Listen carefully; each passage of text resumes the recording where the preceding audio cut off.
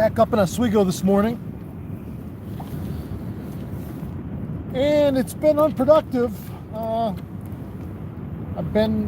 got here about a half an hour earlier today, and there was already 4 or 5 guys that I've seen here, and a couple of the spots that I wanted to fish, there was already people there. So I said, well, I'll go up a little farther towards the dam. I just broke off, so I'm gonna morning, Lovey. I just broke off, so I'm gonna retie and talk a little bit through this particular rig that I'm using. I have a slip float on, a Phil slip float with the rubber bobber stop, and then you put the little I just put the bead in between to make sure the little micro bead to make sure it doesn't get hung up.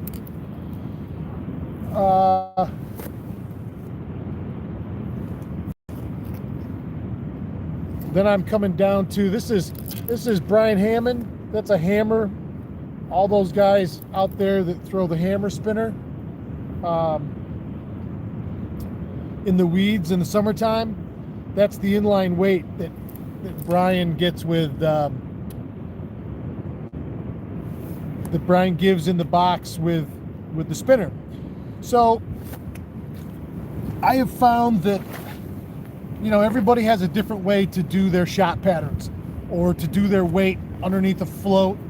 I've seen people do it as simply as pinch on a single split shot, even an eared one, which I always shied away from, thinking that it would just spin that line too much.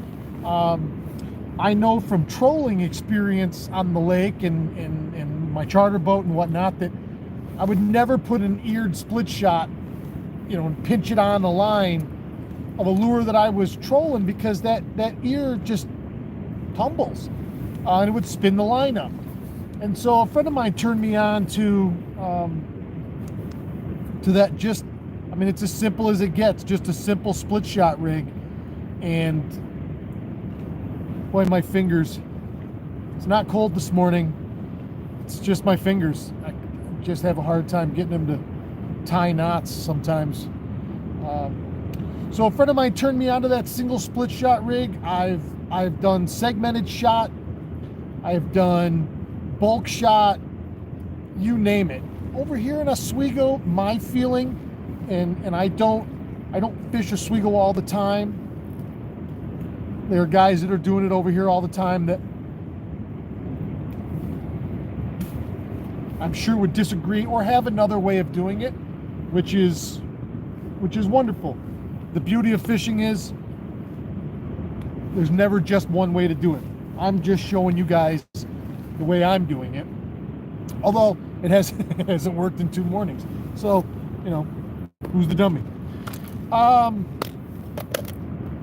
You know, and over here in Oswego, I'll tell you that part of the beauty of this river is it doesn't get pressured, certainly like the Salmon River, and it's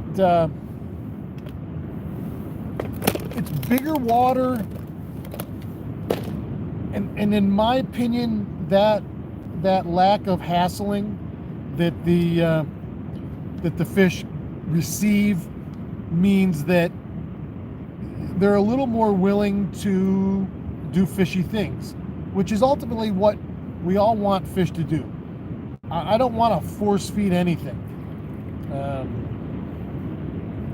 and I don't want to force feed a fish. And so I want to put stuff, and I tend to fish bigger over here. I tend to fish heavier leaders. I tend to fish bigger presentations, whether it's a bead, fishing big beads, 12s, sometimes 14s if I can get them or have them. They make a 14 in the soft bead that I like a lot. I fish a lot of jigs over here. I showed you my jig box yesterday. That's just a quick example. You know, this has always been a good one for me right here. White is hard to beat. Although You could run chartreuse. I've done very well at times with that, with just that flame pink color. You know, I'm running about a 24 inch leader off the bottom of my float. And sometimes with this heavier weight, I'll bobber dodge it down and let whatever I have. So here's my float. And if I stop that float, everything underneath it goes, whoa, because the current is going this way. So, you know,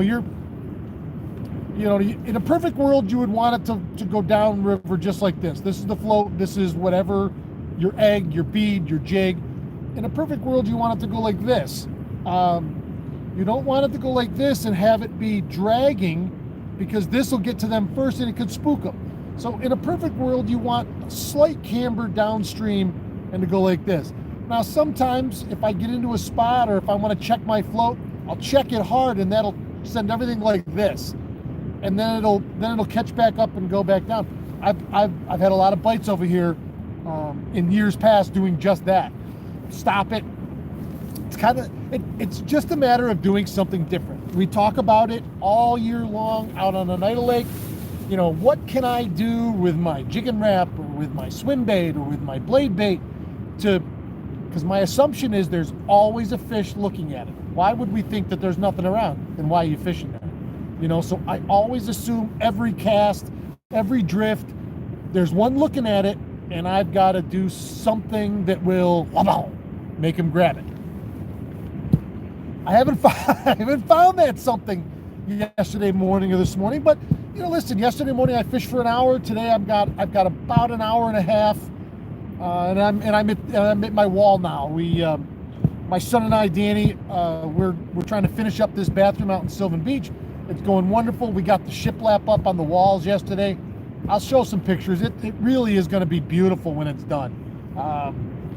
You know, so we're trying to get that done. And of course, this weekend, Saturday morning, tickets were selling very quickly yesterday. I loved it. I'm super excited, and there is still some left. So, and let me tell you, I'm charging $5 a ticket. Really, that's just a raffle ticket to get you in the door and to get into these raffles. And I'm so thankful for all of my friends. I've had 3 or 4 people call me or text me and say, hey, I want to donate this to the raffle. Because it's a mystery. I haven't let on to anybody, but there's some really cool stuff. There's some channel swag. I'm gonna let the cat out of the bag a little bit. There's a rod, maybe more than one. There's tackle, multiple kinds of tackle. So it's gonna be great. The only way you can get in on that is to be there. So Saturday morning, this Saturday, 2 days from today, 2 days is our event at the pier. I'm looking forward to meeting everybody. Let's go through what happened. I'm live again. Any finished? Good morning. Mark, Jim Hagler, Paul Taylor. Good morning. So that's my report for today. It looks like it's going to be beautiful again today. Bright sunny sky. Temperature this morning when I got here was already in the 30s. It was 32 when I got here to Oswego. It's supposed to get warm today and tomorrow. You know, for me personally, like I say, I'm not ready to ice fish yet, and I know there's been a lot of guys out, and I've seen some great catches already, man. Right on. Just be careful, because yesterday that sun was out, and this ice is going to start to honeycomb, and it's going to be warm again today. Personally, I'm hoping for a little bit of warm rain, and at the very least, I got to unlock the river and be able to get my boat out. Best case scenario, Sunday morning, I'm going to be in my boat on open water, catching a walleye, and all next week, all the way through till next weekend, is supposed to be beautiful and in the 40s and a couple 50s mixed in. So we got our January thaw right at the beginning of January, looks like. So that's my story. If you're out on the ice, have a great day, but be careful. If you're out doing anything else, Fishing wise, have a great day. If you're at work, have an even better day. Have a better day at work. Weekend's coming, holiday weekend, and the big event on Saturday. Don't miss it. You're not going to want to miss this. I promise you. We're going to have a lot of fun. I like fun. I like fun a lot. So you guys go have fun today. I'm going to get out of here. Where on the river are you?